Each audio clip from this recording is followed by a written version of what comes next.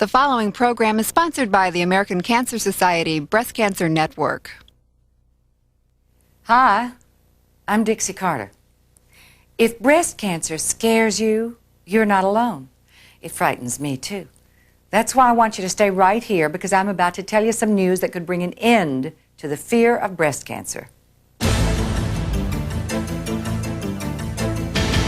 2 weeks ago, I went in and had a mammogram. She said, "Catherine, I want you to brace yourself. You have cancer."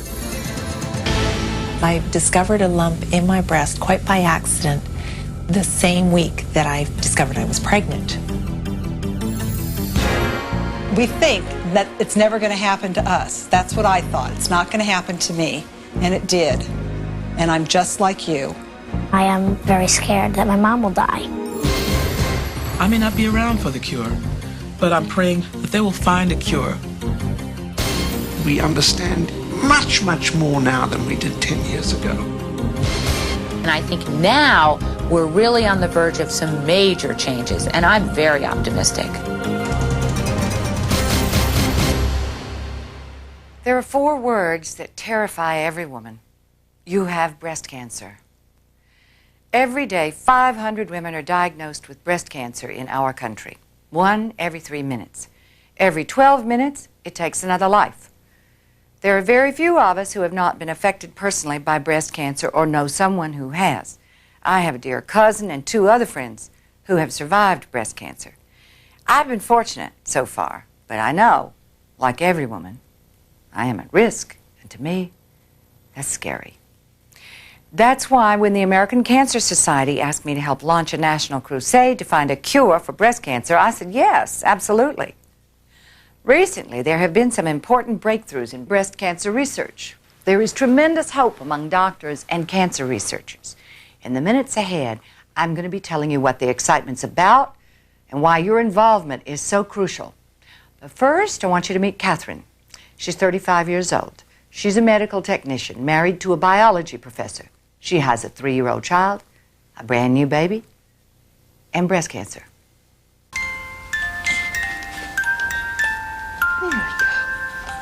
When I first found something was wrong, it was sort of a bittersweet thing because I discovered a lump in my breast quite by accident the same week that I discovered I was pregnant with my new baby.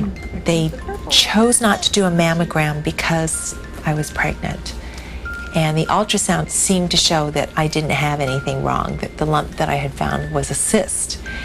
And so we let it go for 3 months. During a follow-up visit, her doctor tried to drain the cyst and was unable to do so. This led to a recommendation to remove the lump and do a biopsy. My mother happened to be with me, and I woke up from the surgery, and she had tears in her eyes, and I didn't understand. I didn't connect. And she said, "Catherine, I want you to brace yourself. You have cancer." I think my first thought was, no, this can't be true. This can't be right. Not me. Oh, sweetheart. Okay, go. From a husband's point of view, the thing that scared me the most was obviously the fact that this would go wrong, she might die, and 2 young children. So I just pretty much was assuming the worst. Because Catherine's tumor was small and her lymph nodes were negative, she was scheduled to begin radiation treatment right after the baby was born. In the meantime, she decided to get a second opinion just to be safe. Her new doctors felt she could now safely have a mammogram to be sure that nothing was left of the tumor. I was quite shocked when I talked to Dr. Russell, and she said there are some things on the mammogram that look unusual. So they decided to do a biopsy. Again, I got another shock and found out that actually instead of just precancer in that area, they had also found a tumor, and in fact it was 3 times larger than the original tumor that we had found back in June. That was detected on a Wednesday, and by approximately 14 hours later, my wife went into labor with our second son, who was born 3 weeks early. And 4 days after David was born, they confirmed that indeed it was a cancerous tumor. I was holding my baby at the time, And my first thought was, oh God, I want to see him grow up. I'll do what I have to do to see my children grow up.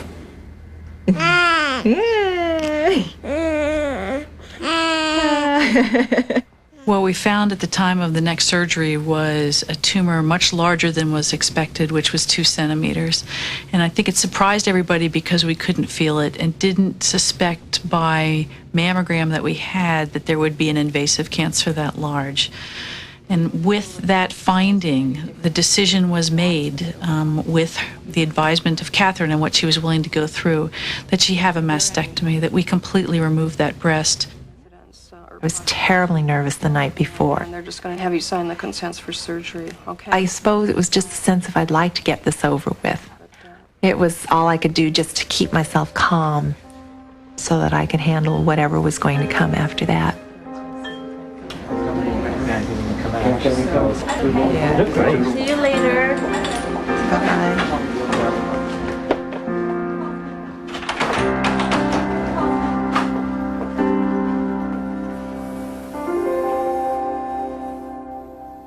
Those are lonely moments. Donald beginning the long wait until surgery's over. Catherine wondering what's next. Afraid she might not live long enough to see her boys grow up.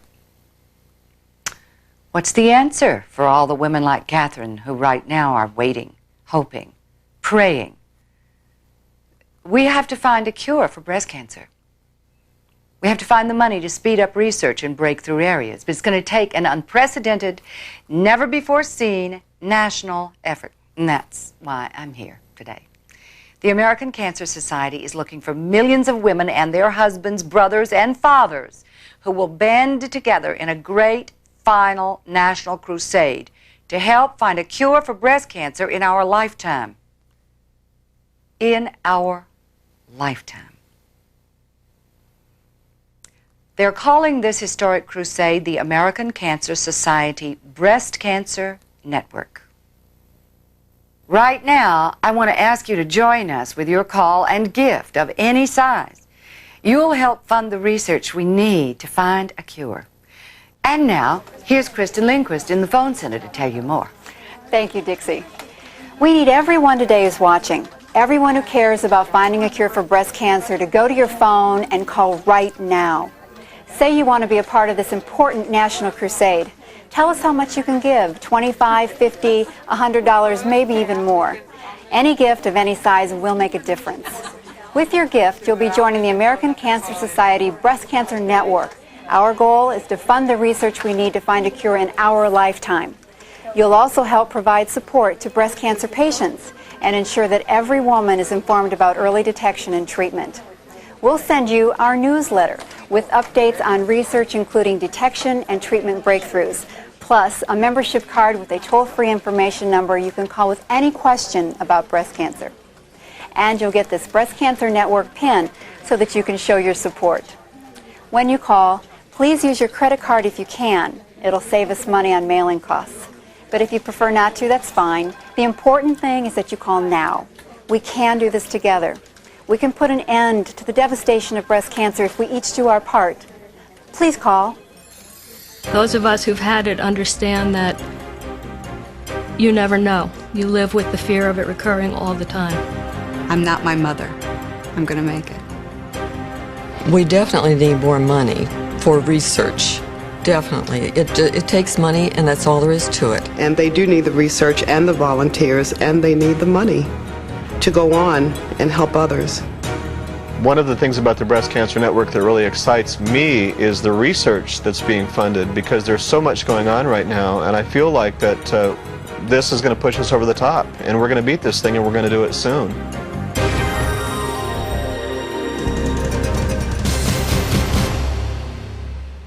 I think this is really the perfect time to invest money in breast cancer research, to put your hard-earned dollars in it, because this is the time that we need it the most and we have the biggest chance of making big changes.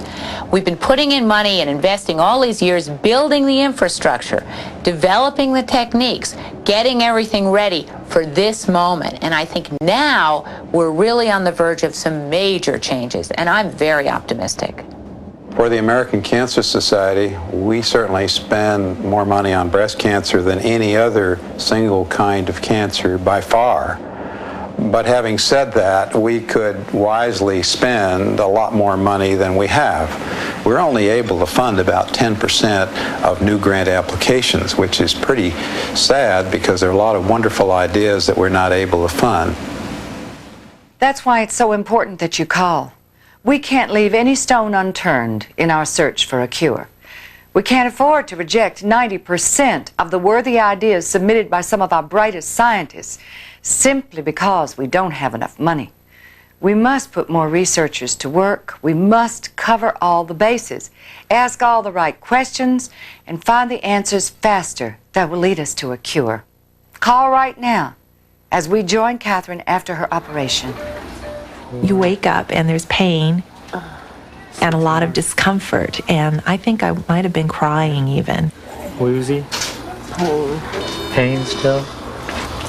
Tummy and close eyes. It's a lot for me to deal with, and I do remember being very upset. That's something I recommend if you don't have to. It is very upsetting because she's in such pain. I wanted to be there with her when she woke up. Okay, Catherine? Pain going away? So there. Donald's been wonderful. He's been with me every step of the way, and it's been a tremendous source of strength. All right? Better?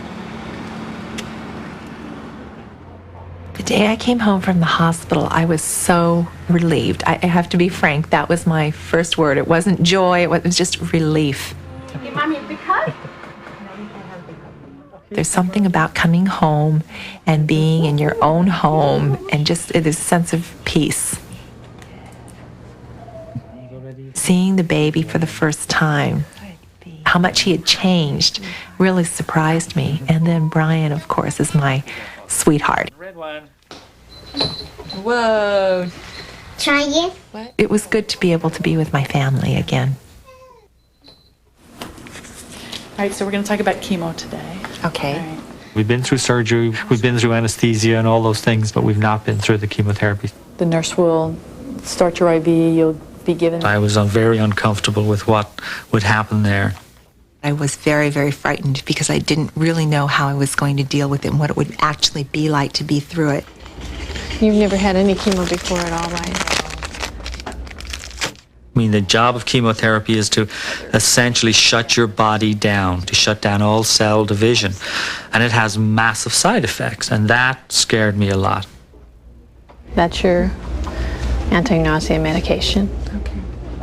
The things that I knew about was loss of hair, nausea, mouth sores, loss of appetite, fatigue, all those things. And you listen to that, and it's a very scary thing. You see how...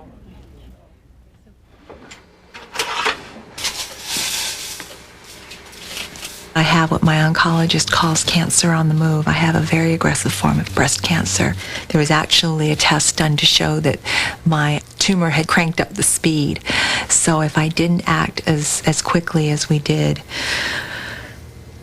it might have been too late. It's going to be rather nerve-wracking the first year, just really see how things go. With cancer, there's always the possibility of recurrence. Statistically, I'm in a reasonably good category. I think it's like 75% survival rate.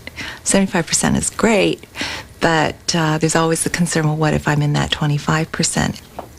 I have a 3-year-old and a 3-month-old, and I don't know what's going to happen in the next 5 years. One of the things I've done is I'm looking to quit work and just spend more time with my family. In the hospital, there were some pretty dark moments. It was just, I got to get through this. But when I came home, it's the children. It definitely helps me through the tough times to have the 2 boys. I really want to see them grow up.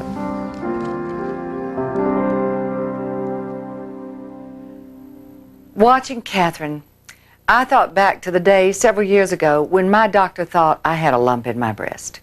It turned out not to be breast cancer, but those 6 long, anxious hours waiting for the answer were not fun.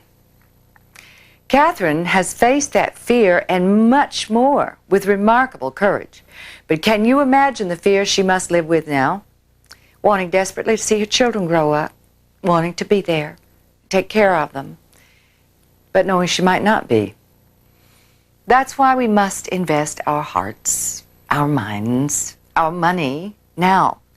The American Cancer Society needs your commitment, your call and gift of $25, $50, $100, or anything you can do.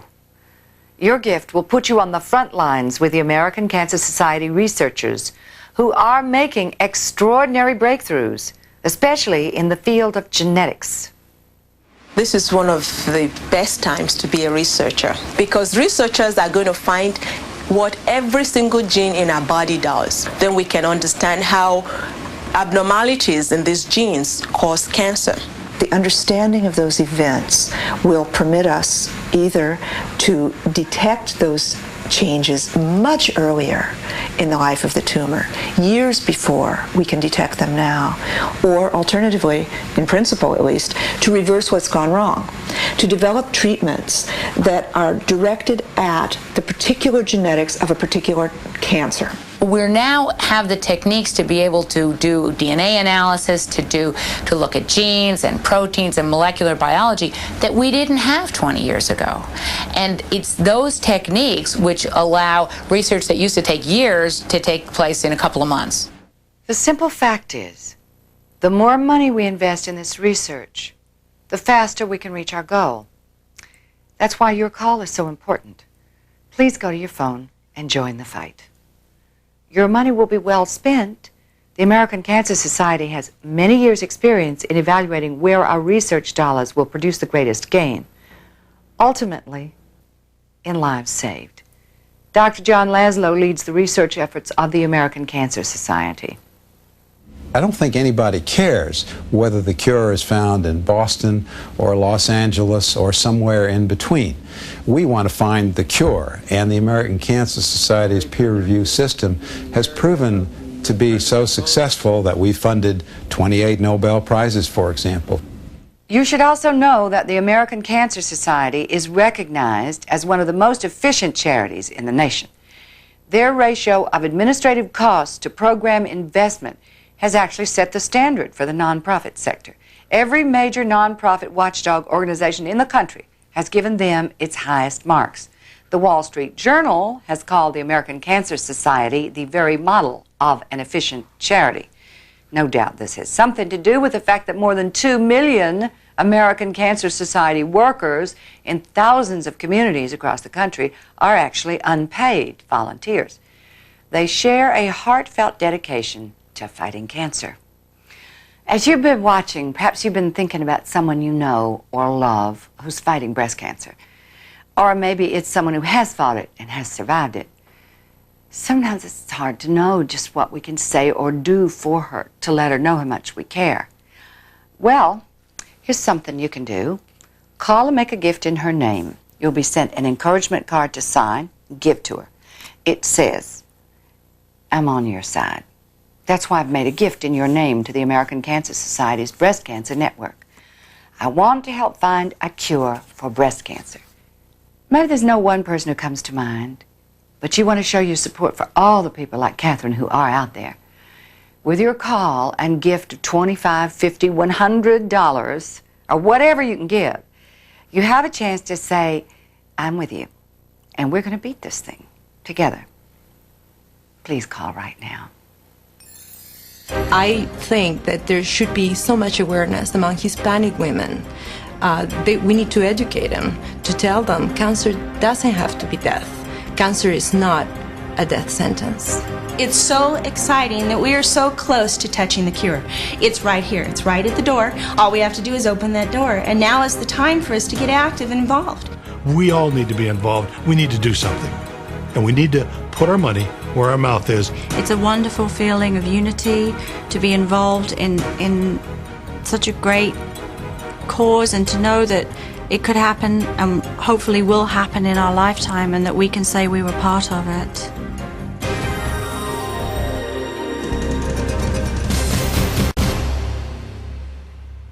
Many of the volunteers at the American Cancer Society have had breast cancer themselves. They're people who've come through this painful experience wanting to give comfort and hope to others facing this disease. Here's the story of one of those very special people. Her name's PJ. I thought I was going to die when I found out 5 years ago that I had breast cancer. I had no knowledge that you could survive cancer at all. I needed to talk to somebody who was going through what I was going through. It's like I wanted to connect with somebody else who had my feelings, had my fears, so that I wouldn't feel so alone. Through my personal experience, I decided that I would develop and start an organization for African American women. The more that had that chemo, that next day how sick you are and stuff, you know. We share information on good doctors, where to go get mammograms, nutrition, and we share our love. We hold each other's hands, and we cry sometimes. And I'm being treated like To have support groups and to have other women who understand what you're going through is unbelievable. It's vital. In the middle of the night, when the fears come in, you know, you may want to talk to another woman who's gone through chemotherapy and her hair is falling out. There is life after breast cancer. Right. You know, there's life after your second and third bout of breast cancer. Yeah. Group does it provide.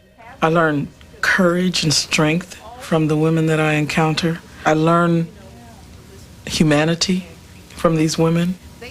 So these women are just absolutely amazing. Oh, wonderful. Well, the moment ACS was very instrumental in my initial experience. It's very vital to the well-being of women in the community. And I'm very pleased at seeing the American Cancer Society come into the community instead of being on the outskirts of the community. PJ was first diagnosed with breast cancer 5 years ago. 18 months after chemotherapy and radiation, the cancer came back, so she endured another round of treatment. Today, PJ, with her daughter for support, is seeing the doctor again. The cancer is back for the third time. There's always hope. I cry and I get upset and I have my down days too, but there's always hope. I do believe that they're going to come up with a cure. And if the American Cancer Society can funnel those funds into research so that we can find a cure, I may not be around for the cure, but I'm praying that they will find a cure before this possibly attacks my daughters. I'm here to worry about her, because she doesn't worry about herself. She worries about everybody else. I ain't going nowhere till it's time to go. You don't have to feel alone when you find out that you get a diagnosis. All you have to do is reach out and try to connect. There are people who love you and who care about you. And I want other women to know that you can survive. Words of wisdom. All you have to do is reach out. Well, that's exactly what we're doing today. Reaching out to you on behalf of all the breast cancer patients and survivors who need us right now. Maybe you've never done anything like this before, gone to your phone to make a gift. Please, for the sake of women who need the help you can give, make this the first time. It's an easy thing to do, and it will make such a difference. Just call and tell one of our operators you'll give $25, $50, or $100, or any amount you can give. With your call, you'll be making more than a donation. You'll be making a statement. You'll be joining women and men from all over the country who are calling to say, I want to be part of the solution to breast cancer. It's about time we all got together to do everything we can. We need to find a cure in our lifetime. That's what the American Cancer Society's Breast Cancer Network is all about. As a member, you'll help make the research possible that can save lives, maybe even your own life. You'll also help provide important services like Reach to Recovery for breast cancer patients and ensure that women get vital information on early detection and treatment. We'll keep you informed too. You'll get our newsletter with reports on the latest research advances. You'll get a membership card with a toll-free breast cancer information number. And see this Breast Cancer Network pin? We'll send you one. It's a beautiful way to show your support and help spread the word. You know, lots of people have been calling to make a gift in the name of a breast cancer patient or survivor. If you'd like to do that for someone you know, we'll send you an encouragement card to give her. It's a great way to tell her how much you care and let her know that you're helping to find a cure. I'm doing that for my mom, who's a 20-year survivor. When you call, please use your credit card if you can. It'll help save mailing costs so more money will go directly to fight breast cancer. Thank you for calling now. You know, for so many people at the American Cancer Society, finding a cure is more than a professional goal. It's a personal mission. Dr. John Laszlo, whom you saw a moment ago, is a prime example. My mother died of breast cancer, my father died of brain cancer, and I've been operated on. I'm a cancer survivor, so I'm passionate about the subject of curing cancer. I wish I knew where the next breakthrough is going to come. You just know that if you invest in the best minds, and that if you ask them to bring you their best ideas, and you support them, that you will have breakthroughs. Remember, the more people who call, the more research can be done, and the faster they can find a cure for breast cancer, God willing. Join us and become a part of this historic movement. We need you. With your call, you'll be helping women like Sharon. She's a special education teacher, a wife, and a mother. Like you and me, she felt she'd be the last person in the world to hear the words, "You have breast cancer." 2 weeks ago, I went in and had a mammogram.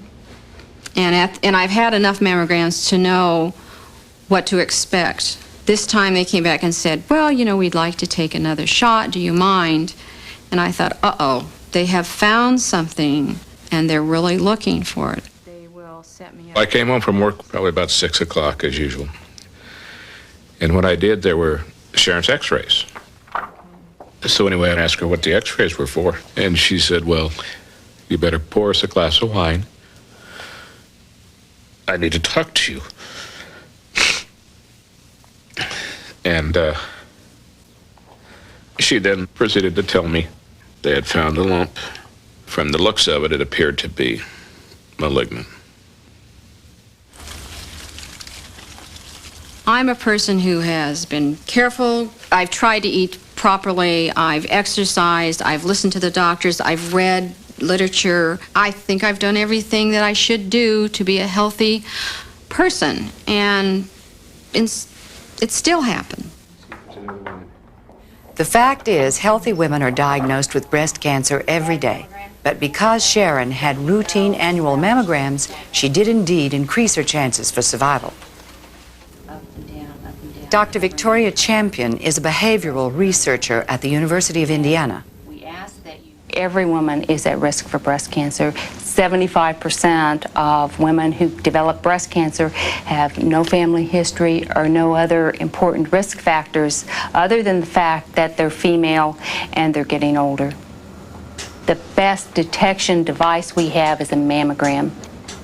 If you get a mammogram today, it may save your life. And that's the message that we have to get across to women. It's not something that's an option.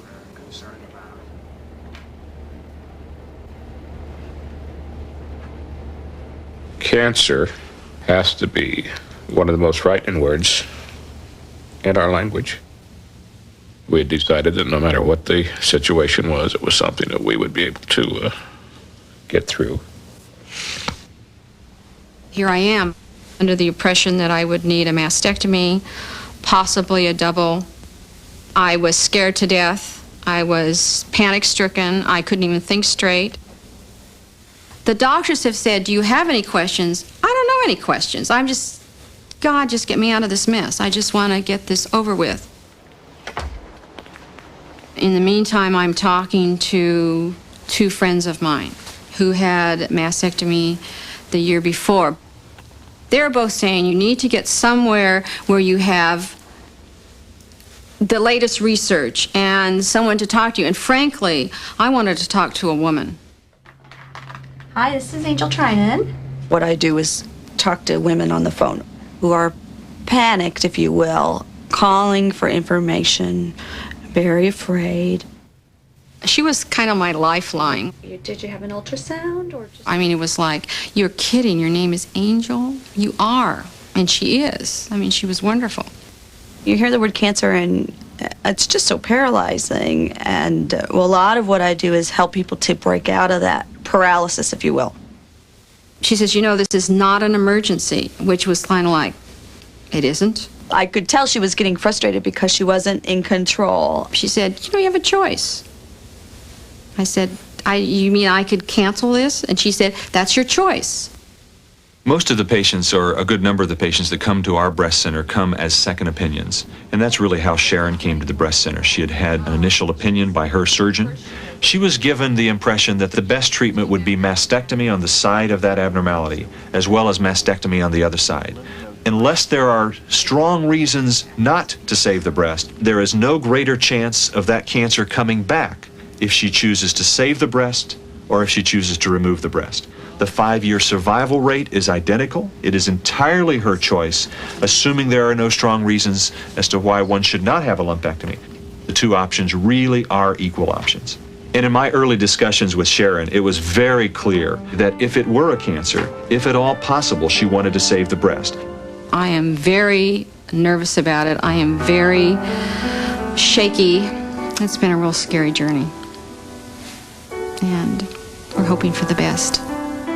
Are you nervous about today? Yes, I am nervous about today. I always have my hair done on Friday, and tomorrow's Friday.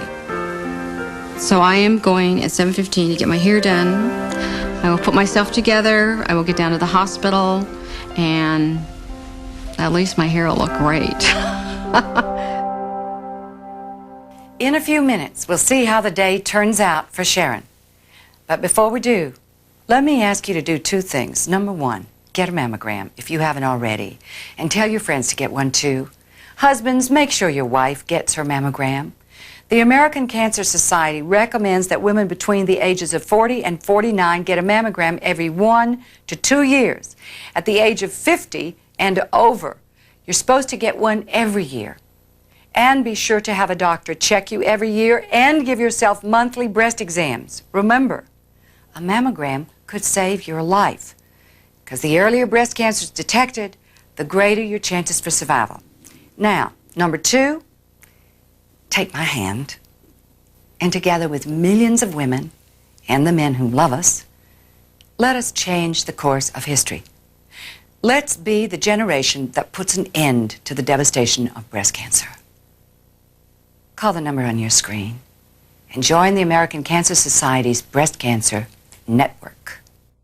The American Cancer Society has had a very important role over the years in increasing information about breast cancer and all cancers, and increasing awareness, and also increasing research. We understand much, much more now than we did 10 years ago. And it's really important to us that the American Cancer Society make the public aware that this is something which will succeed. This is not something that I can do alone, or that science can do alone. It needs the public support to make it happen.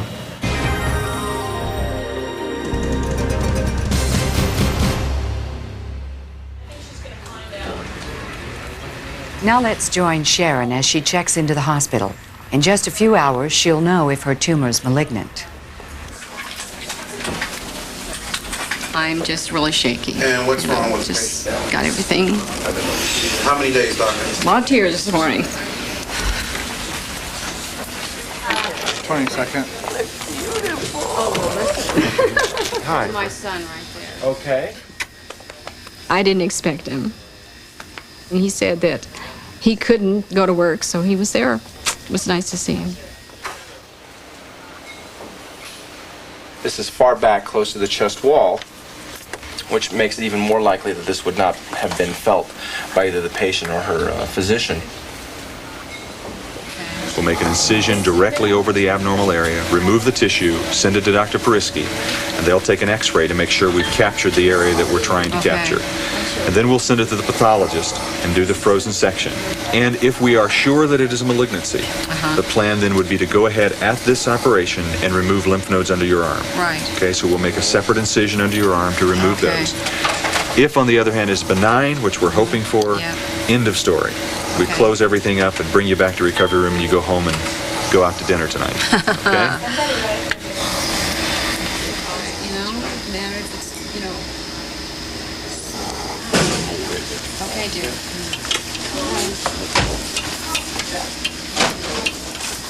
my son gave me the high sign, and I crossed my fingers and thought it would be benign and I'd be out of there by 2 o'clock in the afternoon.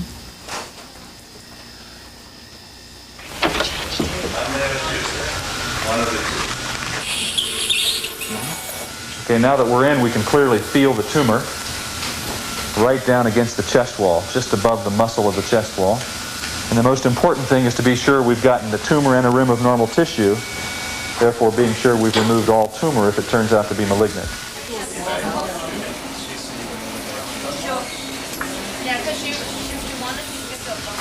The presentation with the abnormal mammogram, the speculations, the calcifications of what we see here certainly makes us very worried that this is a malignancy. Okay, take that to radiology. I expect the lesion to be right about here. I'll give you a new margin there, and you're going to freeze a little piece of that. We're going to freeze this.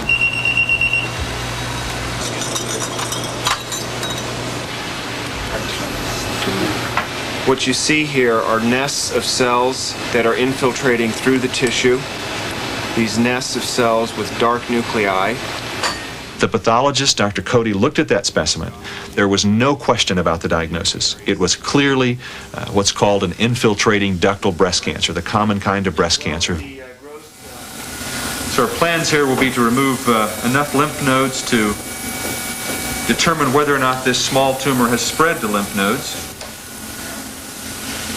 The mammogram has given us probably a 2 to 3 year lead time, and maybe even more over when that abnormality would have been detectable on physical exam, because it's so deep in the breast. So the mammogram here has made a dramatic difference in her outcome.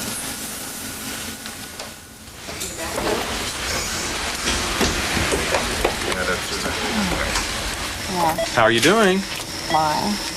Are you awake? Mm-hmm. Sort of awake. Everything went very well. Okay. It was a small tumor. Okay. The pain in my armpit was the first thing, and I knew that it was malignant because they said that they would get the lymph nodes. So everything's done. I don't believe you'll need any more surgeries. All right, I'll step over here, maybe a little privacy here. Long wait, huh? Yeah, it was a long wait. Long wait. This is my daughter. She made it in. Yeah, she Hi. made it. I'm Dr. Dunnington. Hi, nice Glad to you meet could you. make it. She's doing just great. She's already awake in recovery room, and she's very comfortable. Everything went well, but it was a tumor. You probably had suspected with the length of the surgery. Right. We didn't see any spread of the tumor at this point to other parts of the breast. When he said that it was malignant, I was a lot more scared than I would let myself believe. We know she will need radiation, but the lymph node information will help us decide whether or not she needs chemotherapy. When Dr. Dunnington came down, it was really no surprise, but it still was, you know, a shock to hear him say that it was malignant. After talking with Dr. Dunnington, my daughter and I, then my son, you know, we walked away, and I went in the men's room so I could be by myself for a little while. It was a very emotional, difficult period. Sharon's husband is something, isn't he? It's so important in times of personal pain and crisis to have people in your life who will love and support you. I'm happy to tell you that a week after her operation, Sharon got some great news. Her lymph nodes are free of cancer. She's doing well, and her prognosis is excellent, thanks in large part to research supported by the work of the American Cancer Society. Sharon's cancer was found early on a mammogram. The American Cancer Society has been the driving force in urging women to get mammograms. And because of their research, Sharon could confidently choose lumpectomy over mastectomy. 15 years ago, her story would have played out very differently. With your help, the years ahead could bring us a cure that doesn't require any invasive surgery. What a blessing that would be. Please, your call is so crucial. Do it now. I know I speak for all of us answering calls today when I say your call really does matter. Nearly every woman, every family I know has been affected by breast cancer in some way. My mother had a double mastectomy 20 years ago, and she's alive and well today. But so many families have lost mothers, grandmothers, sisters, friends. We need to put an end to this needless loss, all of us working together. That's why the American Cancer Society created the Breast Cancer Network. And that's why we're asking you to join us with your call and gift of $25, $50, $100, or whatever possible. If you can give even more, that would be great. When you call, you'll receive our newsletter so that you can keep up to date with what's happening in research. And you'll get a membership card with our breast cancer information number and the Breast Cancer Network pin. I'm wearing mine right now. You can be sure when you give to the American Cancer Society, your money will be used responsibly and efficiently. The American Cancer Society is the largest non-government agency in the country supporting cancer research. Since 1972, we've awarded $92 million in breast cancer research grants, more than for any other form of cancer. So please don't hesitate. Call us now. Thank you. We need to educate our moms. My mother was 61 years old the first time I had breast cancer, and she had never had a mammogram. To the African American women, my friends, and my family, please get a mammogram. Educate yourself on breast cancer. I think that this network could mean a world of difference for so many Hispanic women. I also think we need to get the word out that research is vital. Without research, we're going to be locked into the same spot we're in.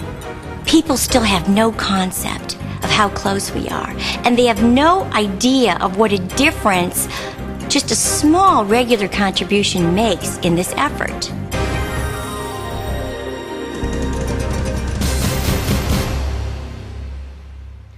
Thousands of women who've had breast cancer live with the knowledge that it may come back. One of them is Joanna, a single mother with 2 young boys.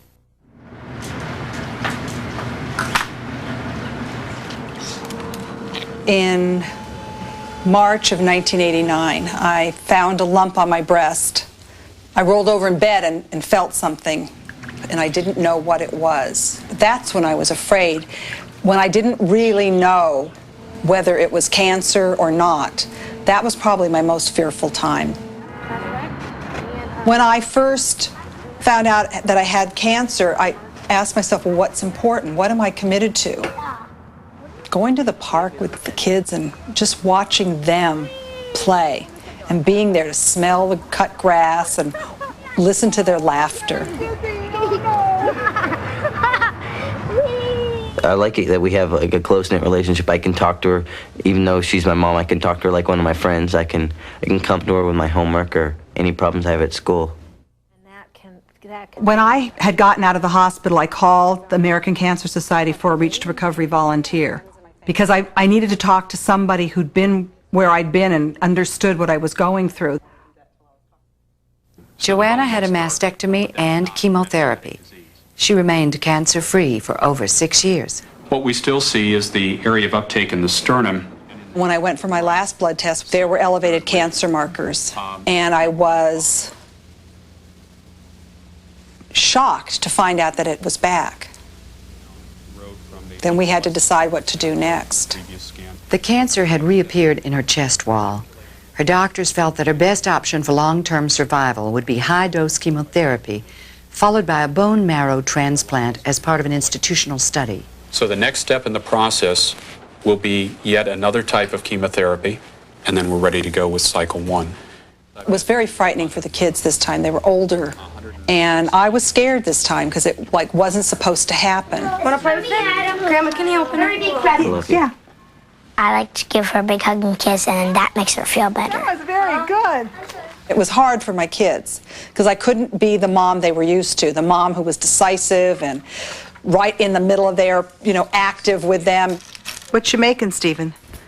Oh, that's great. I am very scared that my mom will die. I want to see the cancer go away permanently, just forever. Shall I get you the Cuisinart? My sister and I have grown closer in the last few months with this bout of breast cancer. I've learned a lot from her. And she tries to be strong when she talks to me, and so that I think that she's doing just terrific, and I don't need to be concerned about how she's feeling. But I know that inside it's hard. Get all teary-eyed.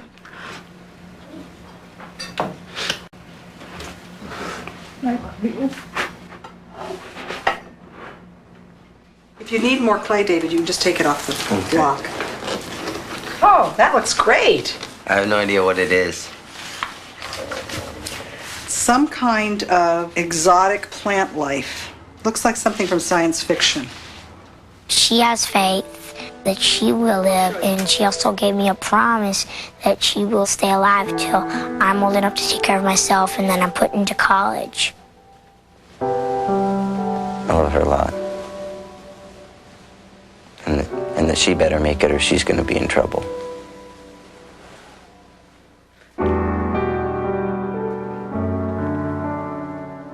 We think that it's never going to happen to us. That's what I thought. It's not going to happen to me. And it did. And I'm just like you. Don't those boys break your heart? Of course, I think of my own two daughters, Jenna and Mary Dixie. You know, right after Mary Dixie was born, I saw a poem in a shop window. It was written by Dorothea Fox, and I have it still. Here's the way it goes. Dear Lord, I'm so newly come, I do not know my name. I do not even know yet, Lord, if I'm glad I came. Grant me the time to grow in love. Rejoice that I'm here. Bless those who make me warm and dry. Lord, keep my mother near. It's an awful thing for a child to live with the fear of losing his or her mama. And it's awful for a mother to have to worry about not being around to raise her children. Let's try to put a stop to this suffering. Just go to your telephone and help us find a cure for breast cancer. Any amount that you can give, $25, $50, perhaps more, will make a difference. If you've been waiting to call wondering how important your involvement really is, think about all the women like Joanna whose lives may depend on the next research breakthrough. Every single phone call and every gift of $25, $50, $100 brings us closer to that breakthrough. Every person who says, it's in my power to do something about this, so I will, brings us closer. It's true, none of us can do much on our own, but together we can help find a cure for breast cancer in our lifetime, and that's what the American Cancer Society's Breast Cancer Network is about. Thousands of men and women from all over this country have already joined us. We need thousands more to call before this program ends. We need you. If you can give $25, $50, or $100, please call. If you can give more, $500 or even $1,000, please call. Even if you can only afford to give a few dollars, please call.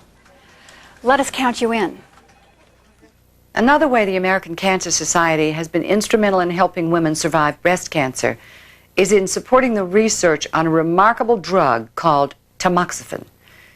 My friend Susan Nelson is one of many women who give this drug credit for prolonging their lives. Dr. Craig Jordan pioneered the application of tamoxifen to breast cancer treatment.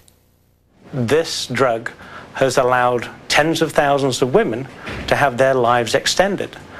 This is mothers allowing their children to grow up, grandparents allowing them to see their grandchildren. 25 years ago, the various processes were being used and strategies for the treatment of breast cancer were totally different. We couldn't think in terms of survival from breast cancer. It was not a possibility. Today we can. Another 50 years from now, we'll be looking at breast cancer the way we looked at tuberculosis. Tuberculosis was called consumption. If you had it, you were dead. The same thing with breast cancer. You had it, you were dead. But now many women are surviving because once you know what caused tuberculosis, you can treat it. And the same thing is going to happen with breast cancer. It will be curable. It's just a question of when. And the more research and the quicker we can get at it, the sooner that will happen. We have a choice, you and I. We can sit back and wait for research to take its course, or we can inject it with an incredible burst of energy right now when it'll count the most. We must make sure all the fronts of this battle are covered. Genetics, hormones, environmental causes, diet, exercise. Every worthy research project needs to be funded. Whatever you can give during this program will help make that possible. We need a cure within our lifetime. That's the goal. Call with a gift of $25, $100, maybe even more. Any gift of any size will be welcome. Your call can help save lives, perhaps your own, or someone you love, or someone like Joanna. Joanne was admitted to the hospital a few days ago in preparation for 2 bone marrow transplants. At this point, she's receiving intensive doses of chemotherapy over about 72 hours, and immediately following that, she'll receive her harvested and cryopreserved bone marrow. Yeah, I'm a little bit nervous, and yeah, I get scared because it's like, how am I going to feel? What's that going to be? Am I going to panic? How weak am I going to feel? People have told me, oh, you just feel so weak you can hardly get your head off the pillow. And that's scary. This isn't a disease you get through by yourself. It takes partnership with other people. Let the people who love you be close to you and help you. It makes all the difference in the world.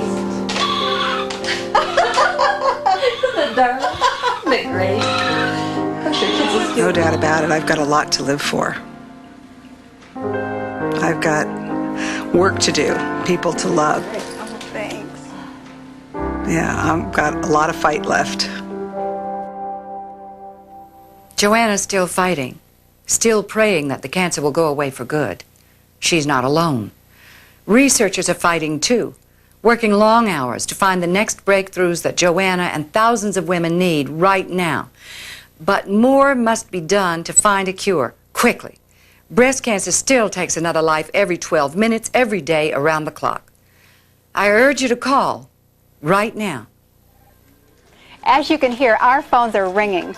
And when you call, you'll be joining an unprecedented movement of women and men who want to end the suffering of breast cancer in our lifetime.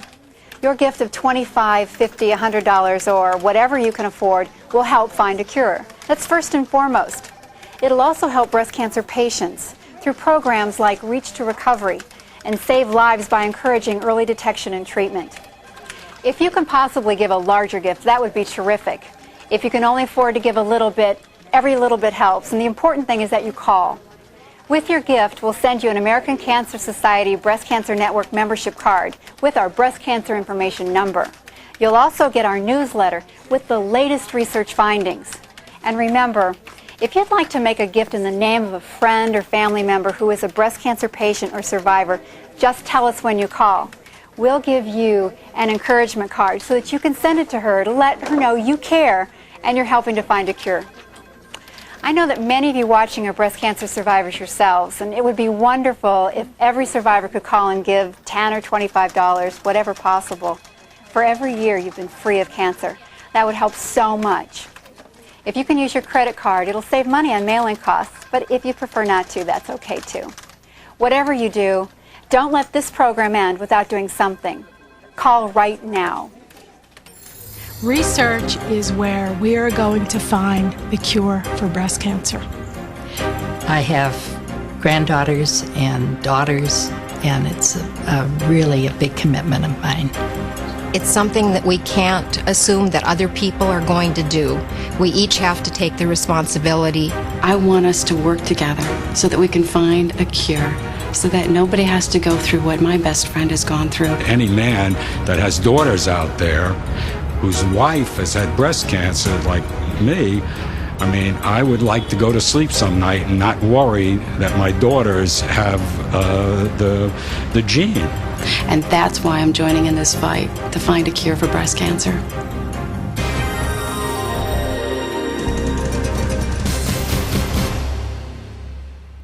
You know, some of the best news in research came recently with the discovery of the genes responsible for breast cancer.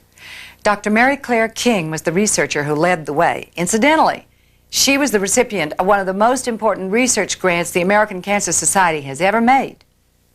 If we can couple engineering and mammography and radiology to cell biology and genetics in that way, we will have made an enormous step forward in prevention of invasive breast cancer. We will have done for breast cancer what has already been done for cervical cancer, namely develop a screening test which should preclude any woman from having the invasive cancer. This is a disease that keeps going on from one generation to the next generation, and I think it's time to say enough that we don't want our daughters to be dealing with breast cancer. What has happened in the last 10 years has built up a momentum that is basically becoming unstoppable. And I think the momentum really needs fuel to keep it going, and the fuel is the dollars. Right now, the researchers are working, and the American Cancer Society is spending more money on breast cancer research than any other form of cancer, but still it's not nearly enough. Because they can only fund 10% of all the promising studies doctors and researchers bring to them today. They just don't have enough money to support anymore. And that's tragic. And it can't continue. We must be able to fund more research. Our lives and those of our daughters, grandmothers, mothers, and sisters depend on it. That's the reason we've been urging you to go to your phone and call during this important program. The time has come for each of us to do whatever we can, and we can all do something. We only have about 3 minutes left. It's so important that you call now. And with your gift of $25, $50, $75, even $100 or more, join the American Cancer Society's Breast Cancer Network. Every gift counts, and every gift helps fight breast cancer. Don't forget it's tax deductible. Our phone lines will be open after we leave the air, so keep calling. Or you can write. We'll be giving our address in a moment. Don't wait any longer. Express your concern, your caring, and your commitment right now. Think about it. Wouldn't it be wonderful to see the end of breast cancer in our lifetime? To have its threat to our daughters and their daughters gone forever? Let's work together to make that happen. Please call and join us. Before we close, I want to thank Sharon, Catherine, Joanna, and PJ for sharing their intimate experiences with us. And I want, once again, to urge you to call for their sake and for all the women they represent, for the American Cancer Society, the researchers your gifts support, and millions of volunteers in communities all across America. Thank you for caring, and thank you for giving, and God bless you. I'll do what I have to do to see my children grow up. I want to see the cancer go away. Permanently. Forever. No doubt about it. I've got a lot to live for. I've got work to do, people to love. I may not be around for the cure, but I'm praying that they will find a cure before this possibly attacks my daughters. Tell you what, when you reach out and you say, I'll help, join hands with you and help find a cure, that is a great expression of love and concern. And that's what I'm going to do. The preceding program was sponsored by the American Cancer Society Breast Cancer Network.